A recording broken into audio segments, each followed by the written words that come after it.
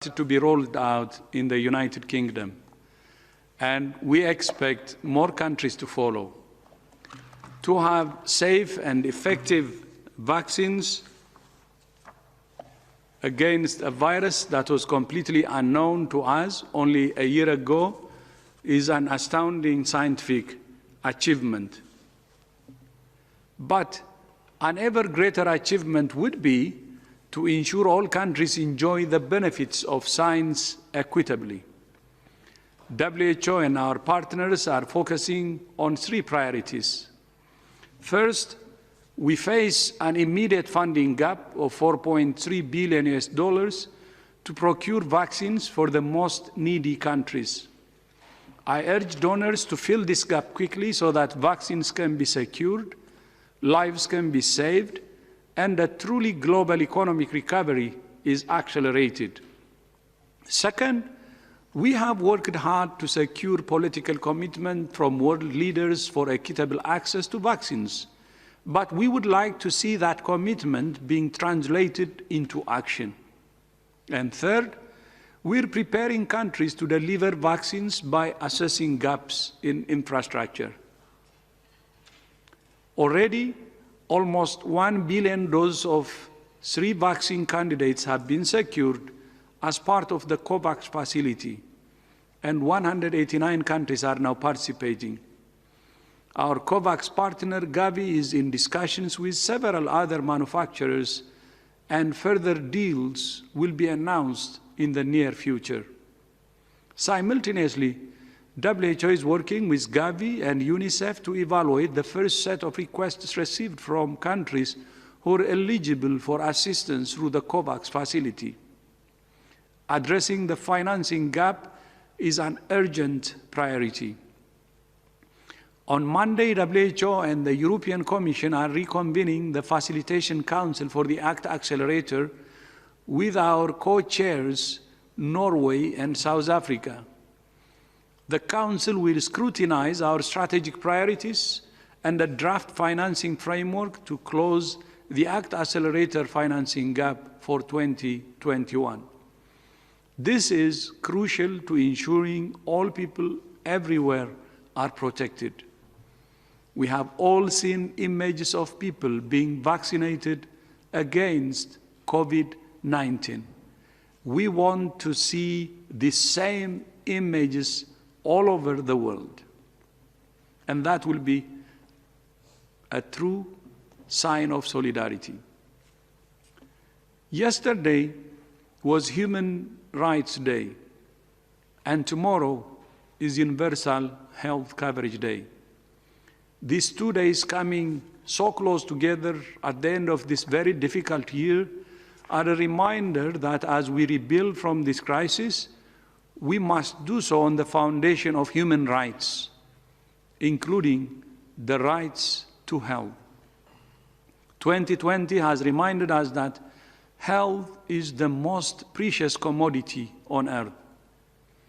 In the face of the pandemic, many countries have offered free testing and treatment for COVID-19 and promised free vaccination for their populations. They have recognized that the ability to pay should not be the difference between sickness and health, between life and death. This year, Universal Health Coverage Day takes on even more importance than usual. Apart from the death and disease caused by the virus itself, millions of people have suffered and died as a result of disruption to essential health services. This week, WHO is launching 2 initiatives to support and rapidly accelerate countries' journey towards universal health coverage. The first is a global program to strengthen primary health care, better equipping countries to prevent and respond to emergencies of all kinds, from the personal crisis of a heart attack to an outbreak of a new and deadly virus. The second is a new UHC compendium designed to help countries develop the packages of services they need to meet their people's health needs. WHO is also launching a new report that provides the first analysis of how global health spending has changed during 2020 in response to the COVID-19 pandemic. Many governments have responded to the pandemic with exceptional budget allocations for their health systems, and even larger allocations for economic stabilization and social protection. At the same time, COVID-19 has triggered a deep global economic crisis that could have a long-lasting impact on health financing. Public revenues are declining, forcing many countries to take on additional debt, which will impact lower-income countries whose economies were vulnerable before COVID-19 struck. The report warns that higher debt servicing could make it more difficult to maintain public spending on health. But this is precisely the moment for investing in health. The pandemic has demonstrated that health is not a luxury. It is the foundation of social, economic, and political stability.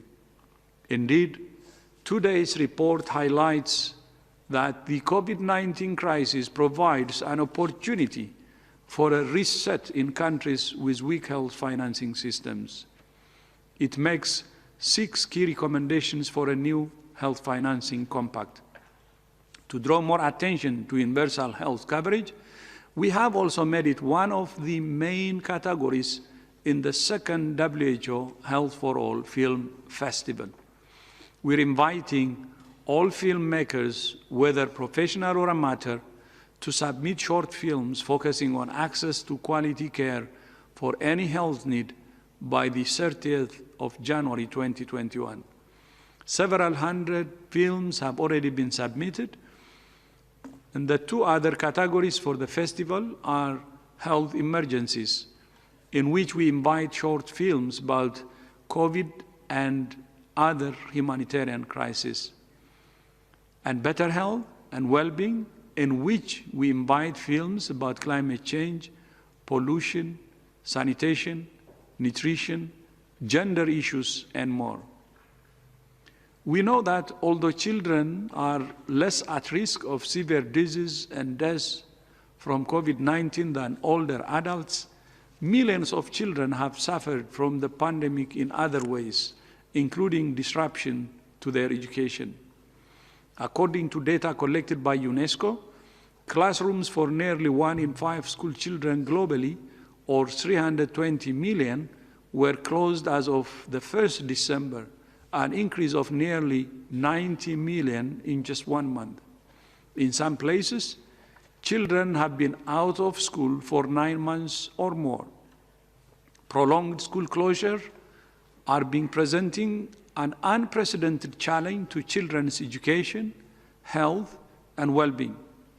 Today, WHO has released a new checklist to support schools in reopening and in preparing for resurgences of COVID-19 and similar public health crises. It lists 38 essential actions, a new checklist to support schools in reopening and in preparing for resurgence of COVID-19 and similar public health crises.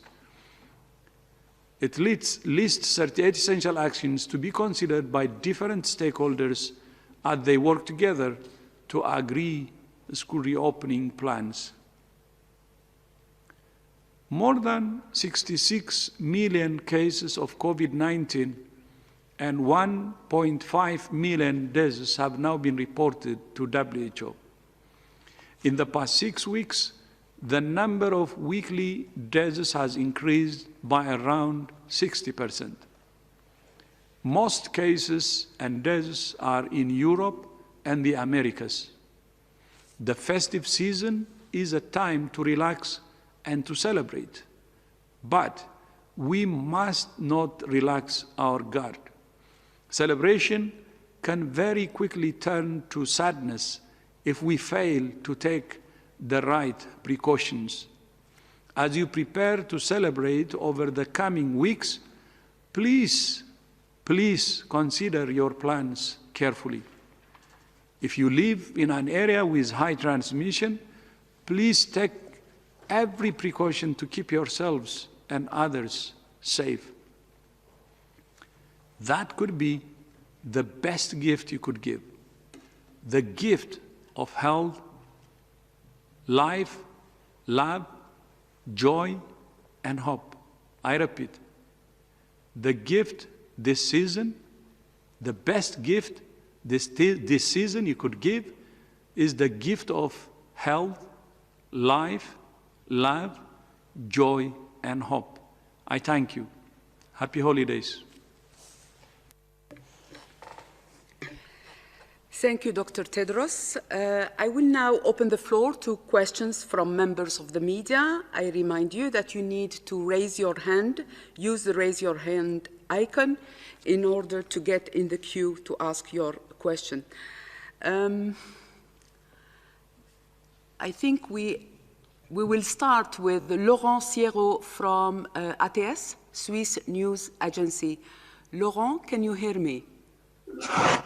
Yes, thank you, Fadela. Can you hear me? Very well. Go ahead, please, Laurent. Yeah, very good. We have observed in the recent weeks a trend downwards in countries like Switzerland and some of its neighboring countries. But then more recently, since 1 week, there is a kind of plateau at high level number of cases, despite strong measures that have been taken by the different governments. So how do you explain that? Thank you. Thank you, Laurent. I would like to invite Dr. Van Kerkhove to take this question. So thank you for the question. Indeed, across many countries in Europe, we have started to see a decline in cases. And there have been, and I think that's a result because of the measures that have been put in place and individuals who are adhering to those measures. But as you said, it's starting to plateau in some locations. And what this means is that we need to stay the course. We need to follow through. We need to continue to practice the physical distancing, staying home if being asked, teleworking, following all the measures that are put in place to keep ourselves safe. Whether these are individual level measures such as physical distancing, the wearing of masks, cleaning your hands, practicing good respiratory etiquette, whether you are asked to stay at home, continue to stay at home. But we have to follow through. I think one of the lessons we can learn, especially across Europe, is over the summer, Europe showed us that they brought transmission under control. In many countries, cases were down to single digits, and that can and that will be done again. But we really must be vigilant, and we really must stay the course. Given the holidays that are coming up, as the Director General just said, it is a time when many people want to come together, but we really need to make very careful decisions about how we celebrate this year. We will celebrate, but maybe it means we celebrate with just our household, and maybe we do another type of Zoom celebration, as we will do with my family this year. But we do need to stay strong, and we do need to make sure that we keep ourselves separated from others for the time being, while we have the good news of vaccines coming online. But again, just to repeat, we need to stay the course. It's very easy for us to go up quickly in case incidents. It takes quite some time to actually come down the other side of the mountain that you've heard Mike say in the spring. So we have to follow through. But we will do it. Europe will do this again, and they will show us how to bring it under control. I think, Maria, you're absolutely spot on. I'll just repeat two of your words. Follow through. Make sure this time that we follow through on the measures. We continue to build public health surveillance. We continue to work with communities to maintain those measures around physical distance, personal hygiene, avoiding crowds, and then we add vaccines gradually in the coming year. We can avoid the lockdowns. So this is about us all following through on our commitments, both as individuals, as communities, and as governments in the coming months. Thank you. I would like now to call on Jason Beaubien from NPR to ask the next question. Jason, are you with us? Yes, thank you very much. As you mentioned, Dr. Tedros, that the UK has now started vaccinating, and the US appears to be on the verge of authorizing the Pfizer vaccine. And you talked about the need for equitable distribution, but obviously that distribution can't start in many places until the WHO authorizes a vaccine. Can you give us an update on when we can expect the WHO to authorize a vaccine that can start being distributed through COVAX? Thank you, Jason. We have with us remotely Dr. O'Brien and Dr. Soumya Swaminathan. Kate, do you want to start? Or Dr. Swaminathan? I don't think Kate is connected. Okay, Dr. Swaminathan, you have the floor. Thank you. Thank you, Fadela. Yes, I can start. So the WHO has put out our criteria for emergency use licensing, and we are open to receiving submissions from all manufacturers who are interested. In fact, we've received several, and it's a rolling submission. So as more data is accumulated from the different phases of trials, it's provided to WHO so that we're up to date and we can stay as updated as possible. And we are now going to be looking at the Pfizer dossier, followed by a couple of others as they come in. And we expect that we work very closely with the European Medicine Agency, along with some of the other national regulatory agencies. And so we expect that in the next couple of weeks, that our committees will be reviewing the Pfizer-BioNTech dossier and coming out with an opinion. Thank you. Thank you. I think Dr. Aylward would like to add something. Yeah, thanks so much. And Jason, thanks for the question. Super important. When we established the COVAX facility to make sure that there would be absolutely no barriers to the most rapid access to vaccines possible for all countries in the world, we're actually using a slightly different process wherein we are indeed looking at these products through the WHO emergency use listing procedure. And at the same time, we have an exceptional procedure in place where some products that are approved by what we call a stringent regulatory authority can also be considered by the COVAX facility. So there will be no barrier to the speed with which these products could potentially be used globally. Thank you. I would like now to call on Isabel Sacco from EFE, the Spanish news agency. Isabel, you have the floor.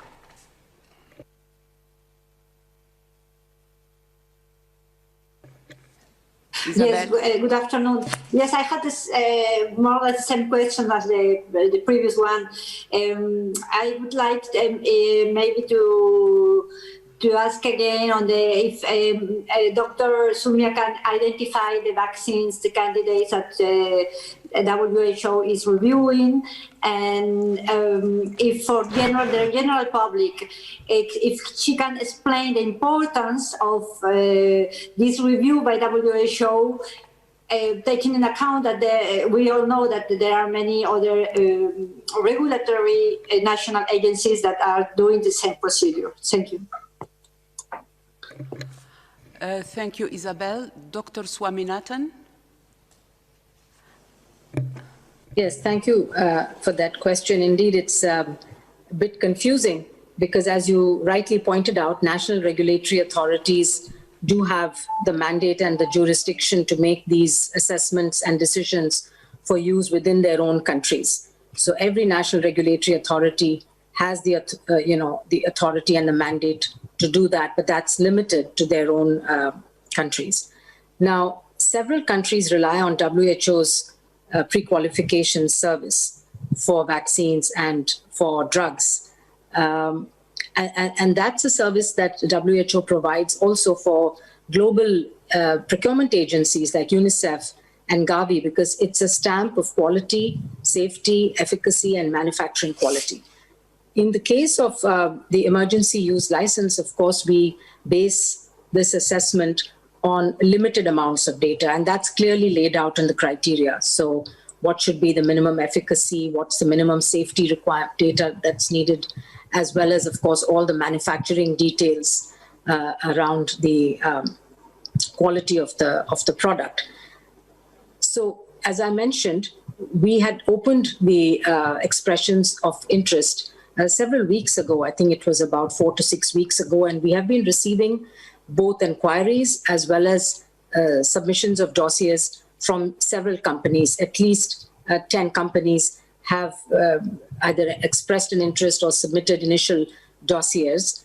Now, the data will only be considered for an emergency use license when there is some phase 3 clinical trial results available.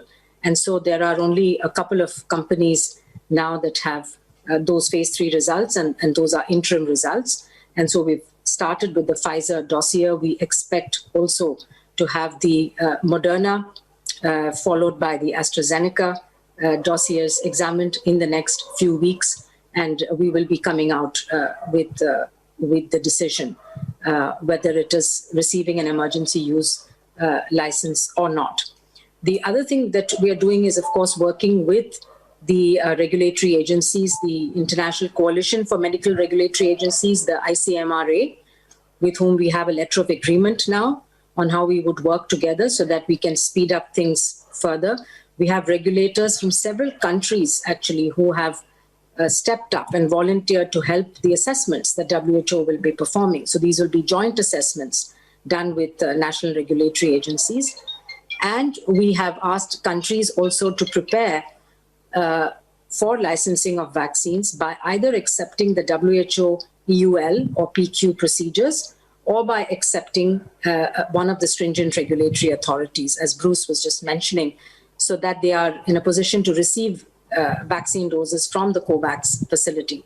They have to accept either of these. What we don't want is for every country to start an assessment process for every vaccine, because that's just going to take far too long. And so therefore it is important to rely on a few regulatory agencies globally plus the WHO process. Thank you. Thank you, Dr. Swaminathan. Dr. Adkili would like to add something? Yeah, thanks, Fadela. And just to complement the points made by Soumya on this, one of the pieces of work certainly is getting the vaccine through the regulatory process and getting it reviewed here at WHO. But as we've always said, it's not vaccines, but vaccinations and vaccination programs that will end up protecting people. And there's tons of work going on right now. In fact, the entire ACT Accelerator in many ways, as the person doing a lot of the work on the Health Systems Connector, has pivoted to support the assessment in countries. We were targeting 100 countries. We've now got 105 assessments already in, and the picture of what is going on and how countries are preparing, not just on regulatory work, which does need some more work on, but also on safety monitoring systems. We've got over 65% of countries that are already got safety monitoring systems in place. So all of that work will be as important as the work that Soumya just mentioned. Thank you. I would like now to invite Jeremy Lange from Radio France Internationale, RFI, to ask the next question. Jeremy, do you hear me? Yes, I can hear you, Fadela. Thank you so much. A question about testing. A lot of people are thinking about getting tested ahead of Christmas. In France, the health minister advised against it, saying that it might provide a false feeling of safety. I would like to know, what is WHO, do you have any comment on that? Do you advise against or for testing before Christmas? Thank you. We certainly advise that all patients who are suspected of having COVID-19 are tested, and that we expand testing, particularly the use of rapid diagnostic tests in specific circumstances. Maria can go into details about how we see the strategic expansion of testing. But we need more testing, not less. I think the Minister may have been relating to the specific issue of individual risk. Finding as many infected people in the community is very important. But when you get a test and you test positive or negative on a certain day, it doesn't mean you will test negative the next day or the next day. So doing more testing to find infected people, yes, good. Relying on a single test to guide your behaviour in the coming days, or who you can meet or what you can do, is problematic because knowing your status today does not guarantee your status tomorrow. So we must sustain the behaviours of physical distancing, wearing masks, avoiding crowded spaces, ensuring we're using appropriate ventilation, and doing all those things to minimise risk in those environments. That does not mean that targeted strategic testing is not a good idea. We want to see an expansion of testing, but we want to see it done for public health purposes. Individuals who have the resources to have themselves tested, there is nothing wrong with getting a test. It's really how you interpret that result and how that affects your behaviour and how it should or shouldn't affect your behaviour. Maria? Yeah, thanks. Just to supplement what Mike has said, we encourage, we advise, we recommend strategic testing. We have since the beginning. And anyone who meets the suspected case definition should be tested. We've worked very hard through our regional offices and our country offices to build testing capacity. This has been a PCR-based testing capacity, and now all countries are able to test for COVID-19, test for SARS-CoV-2 infection, the virus that causes COVID-19. And that is really quite an incredible feat. We now have antigen-based rapid diagnostic tests that are coming online. These are cheaper, quicker, easier to use. And we recommend these to be used in areas where there's a lot of virus, circulating, where there are outbreaks that are happening, in areas potentially screening individuals like health workers who are at a higher risk of exposure because they have direct contact with known patients. And those are really helpful to alleviate some of the pressure on the PCR-based system. But testing for testing's sake must be linked to public health action. It must be linked to isolation of cases, clinical care of cases, contact tracing, supported quarantine of those contacts. And as Mike has said, a test result gives you the result of that sample that was collected at the time of testing.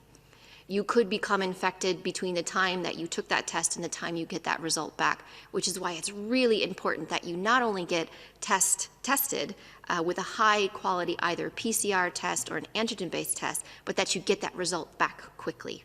And you follow through with the public health actions that are there. So in some countries, testing will be expanded, and this is good, and we have seen a global expansion of testing. But again, it needs to be fit for purpose. It needs to be linked to cluster investigations and case finding and making sure that you're working towards your goal of reducing transmission and you're breaking chains of transmission. So there are good products that are coming online. These rapid antigen-based tests are a game changer in many ways because they can be used in lots of different settings and take the pressure off of the PCR systems. But again, we still, all of us, need to adhere to all of the measures that keep ourselves safe and keep our loved ones safe. So keep up that physical distancing, keep following all of the measures that are put in place in the local area where you live, which is based on the transmission that's happening around you. Thank you. Moving now to Cancun in Mexico, I would like to invite Paulina Alcazar from Cadena News to ask the next question. Paulina, do you hear me? Sí, Fadela, gracias. Yes, Fadela, can you hear me? Yes, go ahead, please. Thank you. Good day to everyone from Cancun. What considerations should be taken into account with a high number of reinfections, or is it considered as a long COVID, a persistent COVID, when someone is positive again at a test several months later? What do we consider it as? Yeah. So thanks for the question. There's two aspects to the question that you've asked. One is about reinfection, and then I think the other one is about long COVID. So these are two separate things, and let me just break them down very briefly. So we do know that there are some individuals who can be reinfected with this virus. And this is being detected in a number of countries that have good lab systems that have been able to do a sequence of the first infection and a sequence of the subsequent infection, the second infection. And they can tell that there's a difference in that virus, a slight difference because the virus changes, and that is indeed a subsequent infection. This is now starting to be picked up in a number of countries, and we have more than 69 million cases that have been reported globally, but the number of reinfections is a lot smaller than that. We're working with countries to help them better define what a reinfection is and to help them look to see how often this is happening. So it doesn't seem to be happening very often, but we can't quantify that at the current moment. The question around long COVID is that there are individuals who have been infected with the SARS-CoV-2 virus. They have an acute disease where they're very unwell or they're mildly unwell, and then they seem to slightly recover, but they're having longer term effects. We are learning more and more about what long COVID is in terms of the effect on the body. It seems to affect many different organ systems. It's not just a respiratory illness of 2 weeks. It seems to persist for months.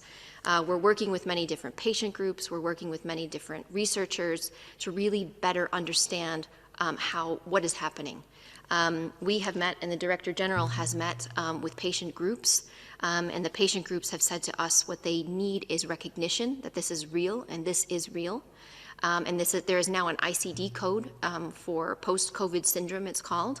We're working with them because we need better research to understand the extent of this in different populations, to understand what disease looks like in terms of the long-term effects and the different effects on the organ systems, and also rehab. So we're working with clinicians to better design and work on rehabilitation for individuals who are suffering from this, to ensure that we give them the best care possible. So we have a lot to learn in this area. There was a forum that was organized this week by ISARC and partners, which WHO participated in, and we have seminars and working groups that have been established specifically to look at this so that we can provide adequate care. And if I could just emphasize what Maria has been saying, it is best that we all try to avoid this infection. It's better and not to have to be concerned about your health going forward.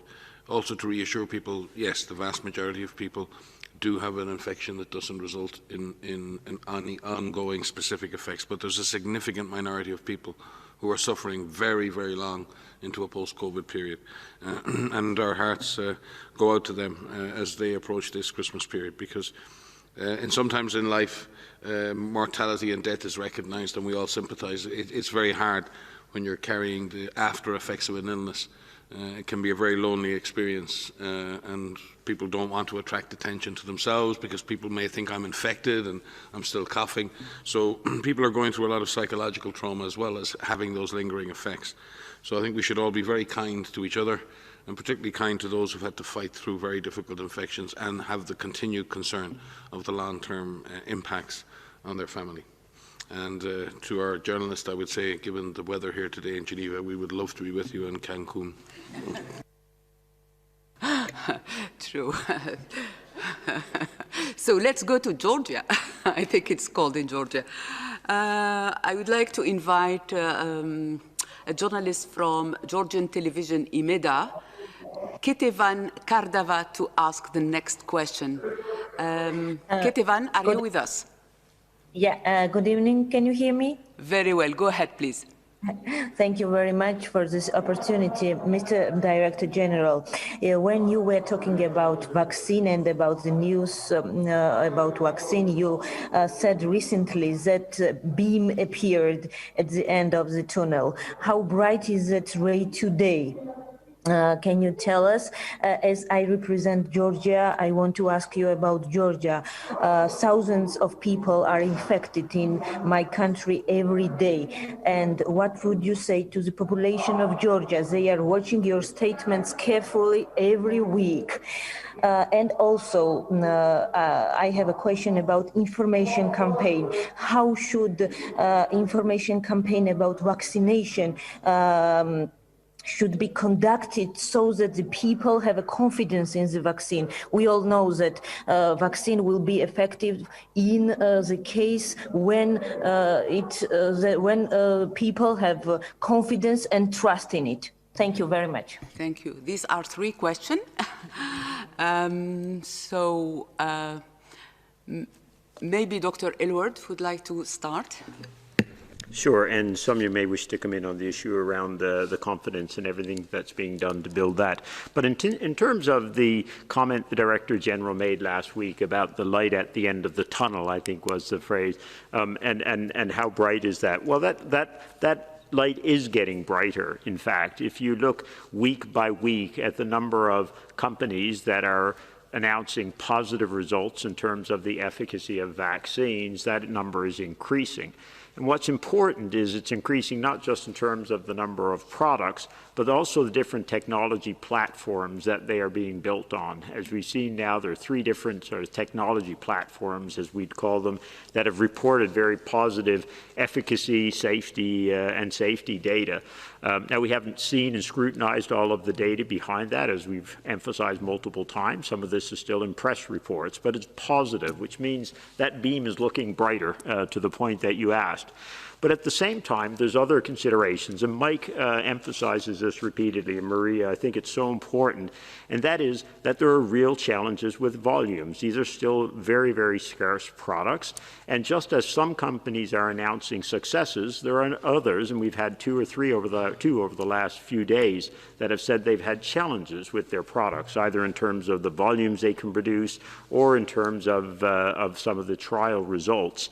And so this reminds us that while the beam, as you said, or light at the end of the tunnel is getting bright over time, it's still a long tunnel to get out of the battle against COVID, and we still have a long winter in front of us. And I think to the point that Mike emphasizes again and again, we have to do everything, and we'll need to continue doing everything for the foreseeable future, because with that light at the end of the tunnel, we should have a new energy now to do the case finding right, do the contact tracing right, do the isolation right.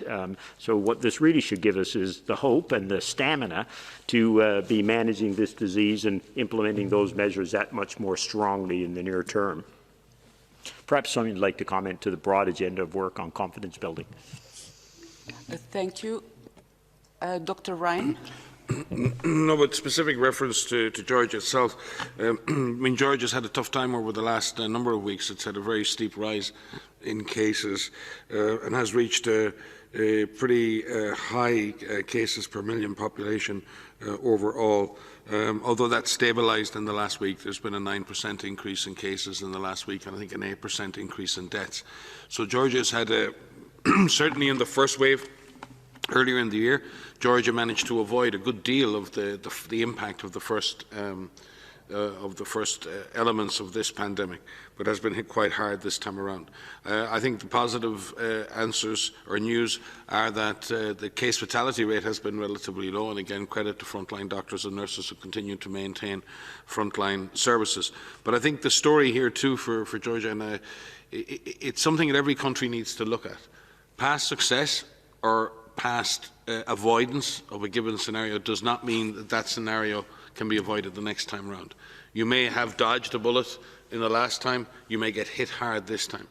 And therefore it's really important that you understand in a given setting. You see in situations like, for example, at the moment in Korea and in Japan, they've been dealing with the bounce in cases in the last couple of weeks. Korea has been an extremely high performer in the area of disease control, but it's going to have to turn and fight that disease again. And each and every time there may be different risk groups, it may be a different part of the country, it may be a different age group. Each time you fight this battle, there are slightly different tactics required, and that's why you need to be agile. You need to look at what's happening in your country. You need to not make assumptions about what's going to happen, or things are going to go away, or it's going to disappear, or whatever all the other euphemisms are for this. You've got to fight what you see. Knowledge and data drives that, understanding what's happening, and then giving people the right information, intervening aggressively in the right places, adapting your control measures to the situation you see on the ground, expanding your testing, and improving your capacity to understand clusters and amplification events, and then supporting people in avoiding crowded settings and doing all of the other things we need to do. The DG keeps saying it again and again, do it all, but I would also say do it smart. And when you have limited resources, do it smart as well, and use those resources and drive your public health interventions with the intelligence that comes from using science and using data, a data-driven, science-driven approach. And again, Georgia is turning that corner. It is not an easy time.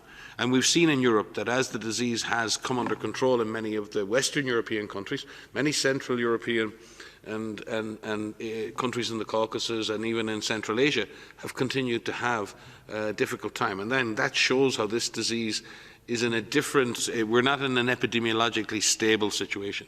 The virus is still working its way through the human population. The vast majority of people remain susceptible.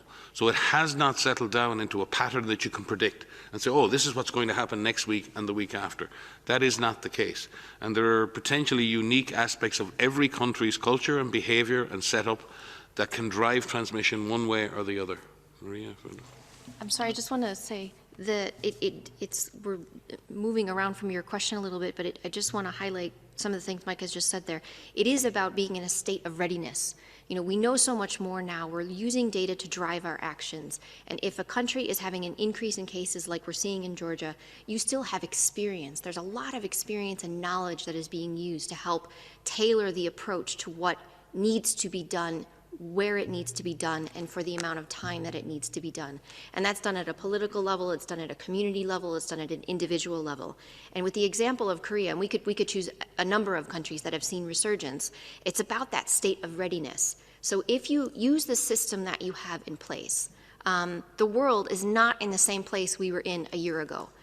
Many countries have built up this public health infrastructure, some at a faster rate than others, but we still need to continue to invest in people, in a workforce that can do active case finding, that can carry out those tests and that strategic testing so that lab results get back quicker, so that we carry out the contact tracing and the cluster investigations. This virus likes people, it needs people to transmit between.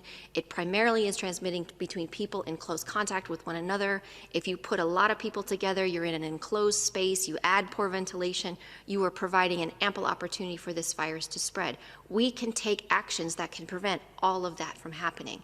And I think that's what's really critical right now. As Bruce said, you know, as the vaccines are coming online, there's a lot of hope that we have. But I think many people will also feel a little bit frustrated because we won't be able to get to that light at the end of the tunnel as fast as we want to. We have to remain vigilant. And your question was, what should we tell the people of Georgia? Hang in there. Do everything that you can to protect yourself and to protect your loved ones. You have individual level measures that you can have. You have knowledge about where this virus is, how it spreads, and you have the power to take decisions. And each of these decisions that you take can minimize your risk. We are telling everyone, know your risk and take steps to lower that risk. And we want people to feel empowered that there's a lot that you can do. And again, especially as we're seeing in this holiday season, please make the right decisions to keep yourselves safe. While we are seeing, you know, in many countries across Europe, a decline in cases, as the Director General has said, the amount of percent increase in deaths globally, as the Director General said, has been 60% increase in the last 6 weeks. 60% increase in deaths in the last 6 weeks. That is not evenly distributed around the world, where we've seen in EMRO a 10% increase, in AFRO a 50% increase, in Euro almost a 100% increase in deaths over the last 6 weeks. CRO 7.5%, PAHO 54%, WIPRO 15%.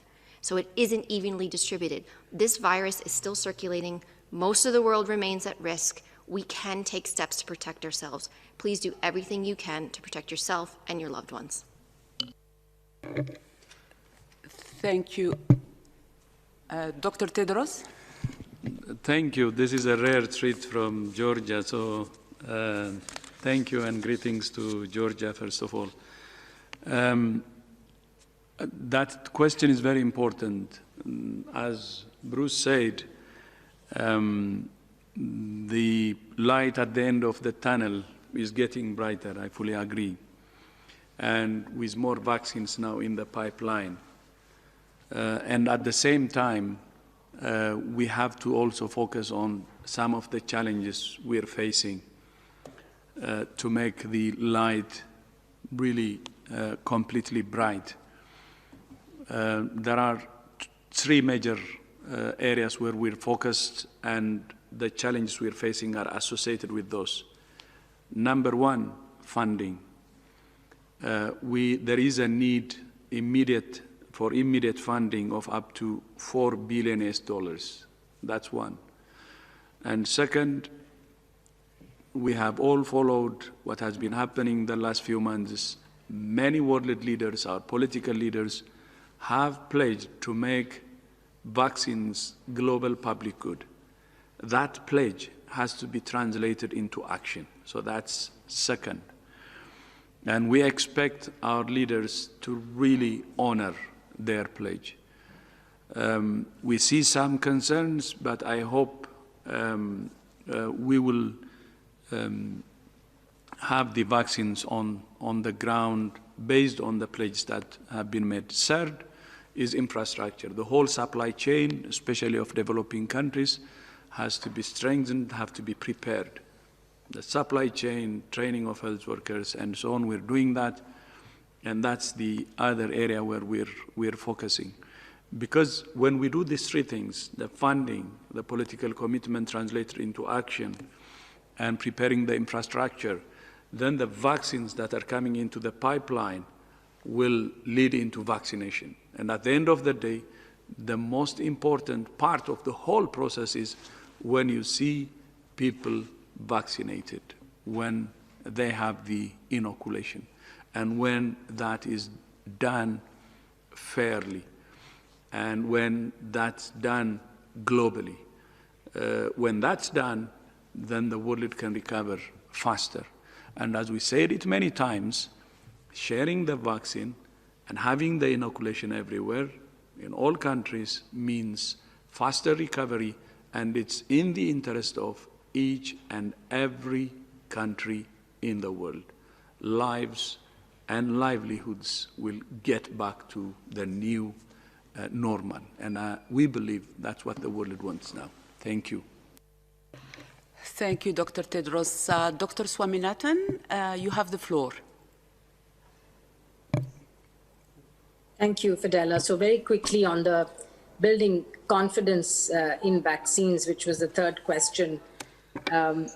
It's really important that governments and public health officials start communicating with citizens in their countries to explain to them the process of the deployment of the vaccines, because things are happening extremely fast and people are anxious for information. They have a lot of questions, and very often it's the genuine questions that people have that need to be answered. They may have some fears that need to be allayed, but a lot of times it's questions and doubts which really need to be addressed. And it's only a minority of people, I think, which are anti-vaccine. So the surveys that have been done show that the majority of the world's people actually want a vaccine. They're waiting for a vaccine. They can't get it soon enough. And at the same time, they may have questions. So this is the time actually to explain to people who are the population groups who've been prioritized. Why have they been prioritized? When are the doses likely to come? If the fact is that we are going to have limited doses in the first half of 2021 all over the world. Doses supplies are going to be limited. We need to prioritize those who are at the highest risk of getting the infection or dying from the infection. These are our frontline workers, our healthcare workers, and the very elderly, who are the most susceptible. The rest of us have to be a little more patient. We have to continue with all the measures that we've talked about. And these are the things that governments need to communicate. So it's important to have a national vaccine deployment plan and a strategy. And one of the key elements of that is the communication to the public. And the more open and transparent we can be, the more likely it is that people will have the trust and the confidence and would not only want to take the vaccine, but would also be patient and wait for their turn. Thank you. Just very practically on that, because we've been working very, very closely. The immunisation programme with Kate and the emergencies programme on our side have joined together really to work with UNICEF and the International Federation of the Red Cross and Red Crescent Societies on a common service around risk communication and community engagement, and specifically in the area of vaccination. So if countries require more integrated assistance and services and support, there is the planning part, but then there's the implementation. So we take this deadly seriously. This is a science, and this is a moment of translating our knowledge and communications into behaviour and action and demand. And it doesn't happen by itself. And it requires a dedicated and committed investment in social engagement. So we stand ready as 3 organisations and others to support member states and people and non-governmental organisations in the field in doing that. And we are specifically investing in a strand of activity to support the implementation of the ACT Accelerator and the preparation of countries for successful vaccination campaigns. And Kate O'Brien, Sylvie Brion, others are leading on that internally here at WHO, and we have many excellent colleagues in UNICEF and Red Cross working with us on this portfolio. Thank you so much to all of you. I would like now to invite Sophie from SABC South Africa to ask the next question. Sophie, are you with us? Yes, I'm here. Sophie Mkwena from the South African Broadcasting Corporation. The topic of vaccine on the continent at times can be very controversial on the African continent because there's a perception that the continent is being used for all the trials. Now, there's a heated debate in South Africa currently. The Chief Justice of the Constitutional Court yesterday, a very religious person, when he was praying, he prayed that there shouldn't be a vaccine that is being manufactured based on demons. And therefore, that has generated a heated debate, and it has instilled fear in some people questioning, particularly after he also pointed out that why you give people vaccine when they are not necessarily infected. I just want to check from Dr. Ryan and perhaps Dr. Tedros, this will demand a serious discussion and perhaps senior leaders to deal with issue of perception. What is your advice to the African continent, particularly South Africa, at the time where the numbers are currently going up? We are in the second wave of the infections. Thank you, Sophie. Dr. Ryan? Dr. Tedros, Dr. Aylward or Sumia may wish to comment, but if we take a step back and look at from the perspective of Africa, Africa has used vaccines as one of the single most effective public health and health interventions over the last 30 years on the continent. Africa has just recently eradicated wild polio virus. It has put the wild polio virus to death on the continent using vaccination. The way in which African nations, even with weaker health systems, have prioritized immunization of children, it has been the single biggest life-saving intervention on the continent. And therefore, I think Africa is to be commended for the way in which immunization has been used, has been trusted by populations, and has been instrumental in reducing mortality rates. When a new vaccine is introduced, there are always concerns and there are always questions. And increasingly, there are people who will distribute disinformation and misinformation and anti-vaccination information.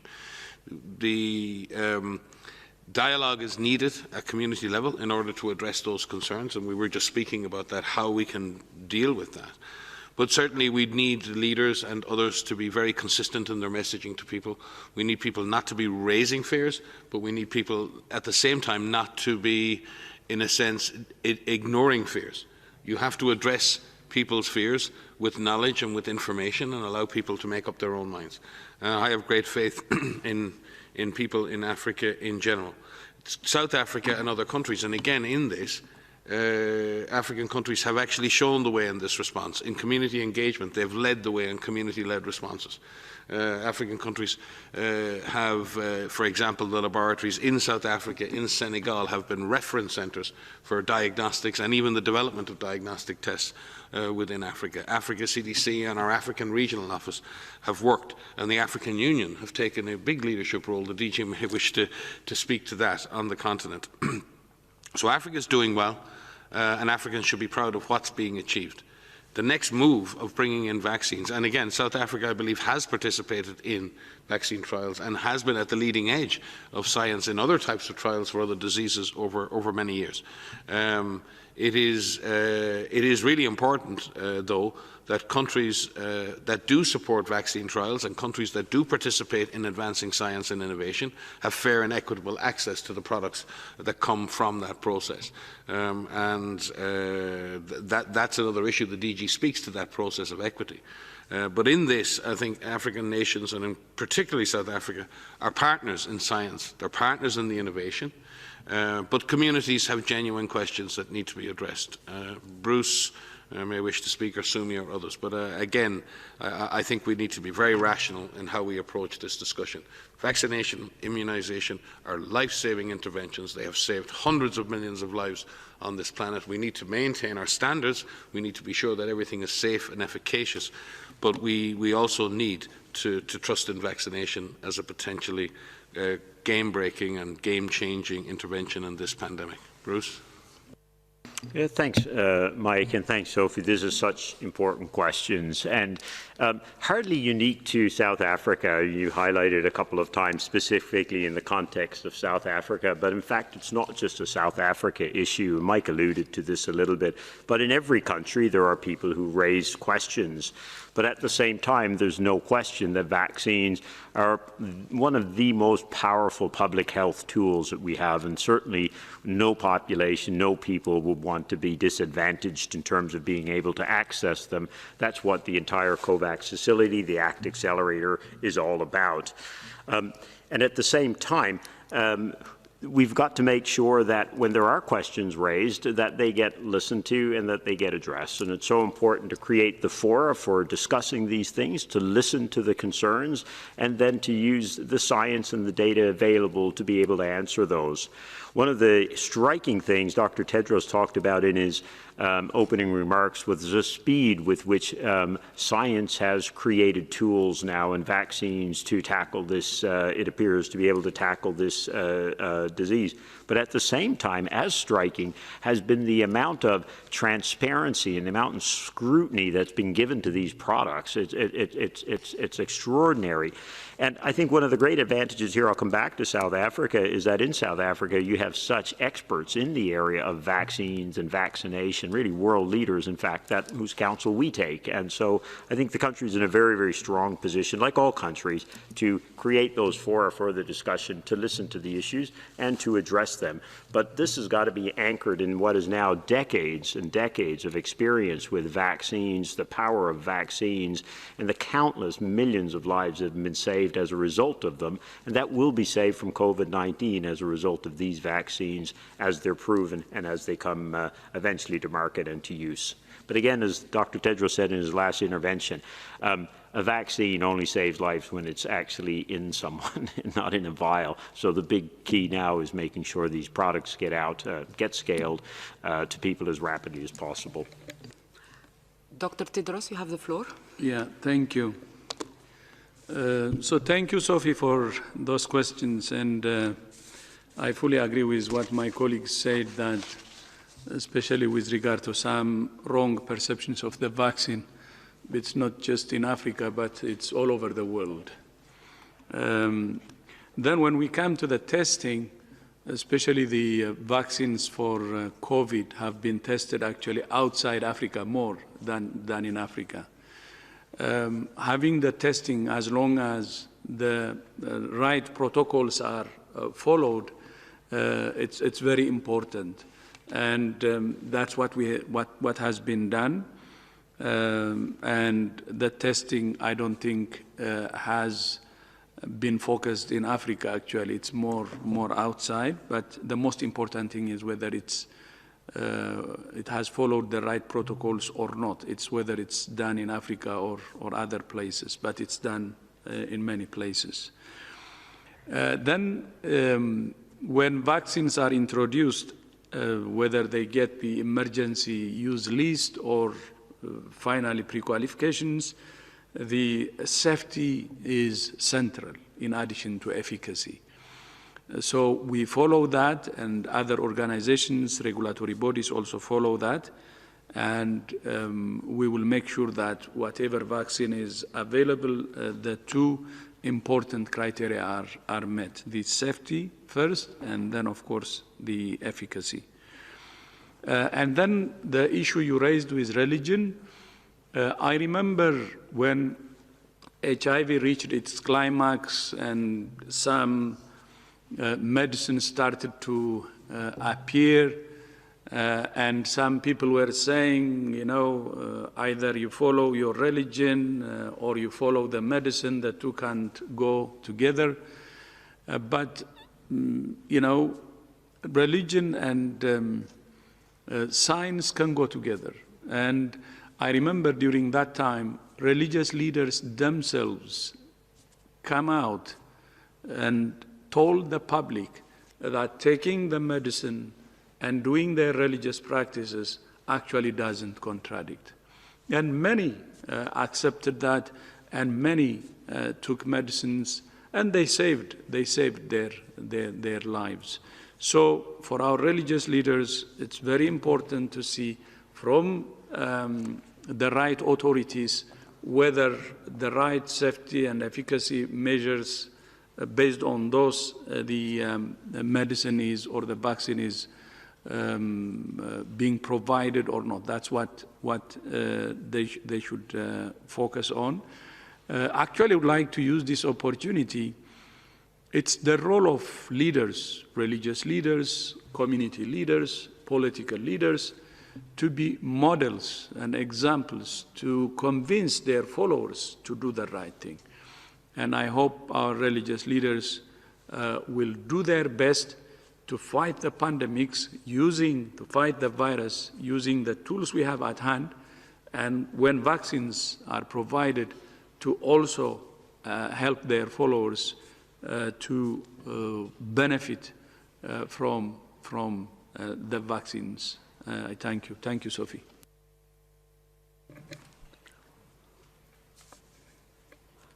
Dr. Ryan? Just the DG mentioned something there, and I think it was important. I think there are vaccine trials ongoing of different types in more than 50 countries around the world, and only 3 are in Africa right now. The vast majority of trials are occurring in South America, they're in Central America, in North America, in Europe, in East Asia, in the Western Pacific, in Southern Africa, and also I think in Kenya as well. So the vaccine testing is distributed in a world. In fact, it's a wonderful example of the absolutely global collaboration. It's the most amazing thing to look at a world map and see the number of therapeutic trials, the number of vaccine trials that are going on, and the way in which that data is being shared between the public and the private sector, the way that data has been shared between academics and WHO. So I think it's an actual sign of tremendous strength in the global system that such collaboration exists, and Africa is part of that. Thank you so much. We will take a last question from China Daily. Chen from China Daily, you have the floor. Last question. Hi, thank you very much for the opportunity. You know, this year, 2020, looks quite bleak. I mean, obviously. You know, you mentioned about the light at the end of the tunnel. Could you give us a picture what the coming year 2021 will look like? You know, how much miracle this vaccine will do?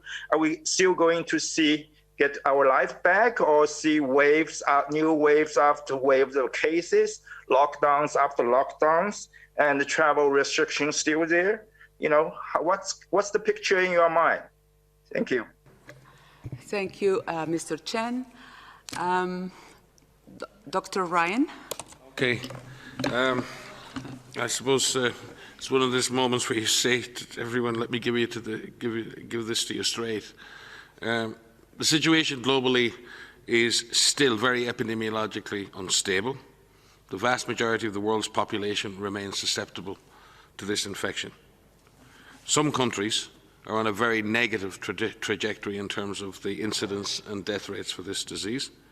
And most countries, even at low levels, are still at risk of a disease resurgence. It's clear, though, and what we have learned, and the hope is that many countries have demonstrated that this disease can be suppressed and controlled, and that control can be maintained at low levels. But some countries face the current challenge of intense community transmission in the context of a seasonal period when it's very difficult to separate people adequately. For those countries who are not in that situation and are achieving lower levels of transmission, avoiding intense community transmission must be an absolute objective in the coming weeks and months. Avoiding going back into situations that require lockdown. Because if that can be avoided, and when we have the vaccine coming online, it can give great hope. So our strategies, we must continue with a comprehensive approach to controlling this disease. Control, containment, suppression and mitigation together while introducing vaccine in a stepwise way. Testing needs to continue to be expanded. We need more testing, but strategic testing that tells us where the virus is. We still need more and better therapeutics. We tend to forget a little bit, we're all jumping on the vaccine story, but actually dexamethasone and other drugs are saving lives. So we need better and new therapeutics, and that's another big piece of act at the moment. But vaccines will make a huge difference. I'll let Bruce speak to how that will and can happen. They're a massively valuable tool, but vaccines by themselves will not equal zero COVID. They will have a major impact on morbidity and mortality, who gets sick, how sick people get, and whether they die as we vaccinate those high-risk groups. But the impact on transmission will not come until a much higher proportion of the population of a country is vaccinated. And as I said, as the DG says, we have to continue to do it all. We have to continue to do it smart. But vaccines represent a major, major light at the end of the tunnel. But we have much work to do to make that a reality. I'll hand over to Bruce or others who wish to comment, and then the DG may wish to wrap up on that. Yeah, thanks, Mike. And I like the way Mike started when he said, I'll give it to you straight, because we'll go into the coming year with more hope, definitely. We're in a completely different position in terms of the knowledge of this disease, the knowledge of the enemy, and also the tools with which we'll fight the enemy. There's no question as well. But we also know that there's going to be challenges to scale up those tools, to get them out, to get them applied, and to see them make the difference we want. So you use that metaphor as well, you know, the light at the end of the tunnel. It's a long tunnel, to give it to you straight. It is a long tunnel. And when we look at the epidemic curves, remember now the world is used to looking at these curves, and you'll remember they don't go up like that and come straight down, do they? They go up, and then they peak, and then they come down slowly, and they come down over time. Some of the tools will help us drive those curves down faster, but it's not going to change, boom, like that overnight. Which means, again, to the point Mike makes, Maria makes, and Dr. Tedros make repeatedly, this should give us hope, and with that hope, we should have a new energy, a new stamina to apply the measures that can make a difference. There is no reason for us to see the same epidemic next year because we know how to beat this disease, but we've got to apply the knowledge that we know in a way that we haven't to the degree possible in 2020. When you look at the places that have, they've had a very different epidemic. That's what we should be looking at. Thank you. I think Dr. Kelly would like to add something. Dr. Kelly, you have the floor. Yeah, just a quick thing to add to those two good comments.